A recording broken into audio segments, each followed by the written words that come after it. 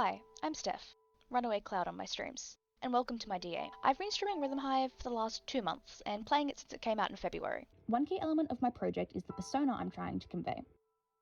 In terms of persona, the public aspect is what most people see first. With my project, I'm focusing on a micro-public, with my niche primarily being on Twitter.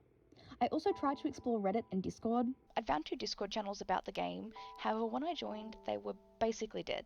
There've been no updates since I joined about a month and a half ago for each of them. What I've discovered about the niche is that it isn't really active online. There'll be people occasionally posting what cards they pulled or interacting with official tweets, but activity is mostly centered around updates. My friend and I often rant about the game and how we'd potentially rage quit at times, and if we posted about that on Twitter, we'd probably end up being cancelled. In terms of mediatization, what I'm doing by streaming is a paratext in itself. Another really big aspect of the persona is the real versus the fake. With my persona, I am trying to keep it mostly down to earth, but a bit more polished than what I'm really like. I started creating it by working on the aesthetics for my online profiles like Twitter, YouTube, and Twitch. I also spent a long while on PicCrew trying to create an avatar that I thought represented both me and the image I wanted to create. In terms of the collective, my persona is spread over Twitter and Twitch. I tend to post about my streams when they're happening and try to interact with public Rhythm Hive posts. In terms of the value of my persona, I have a lot of agency. Since I'm the one curating this persona, it's my decision on how I want to act while streaming.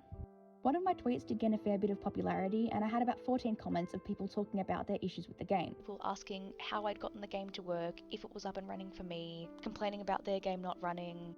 The otherwise quiet community was mostly active on Twitter during these updates. I even had one person ask me directly for help. Unfortunately, all of my streaming content was deleted. I've lost over 14 hours, which is pretty devastating at this point in the project. However, as you'll see on my blog, I do have a pretty solid plan for the next few weeks, and I'm hoping to stream a lot next week to make up for that lost content.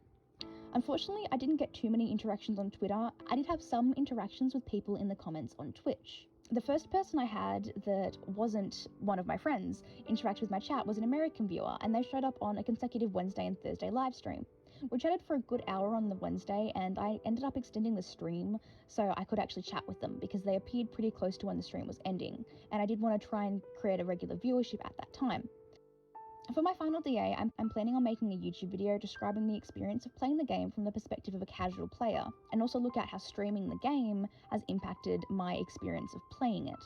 In terms of iteration, I did decide pretty early on to focus on Rhythm Hive as my main game. However, that kind of backfired for me because I have been kind of getting over the game because there haven't been too many updates.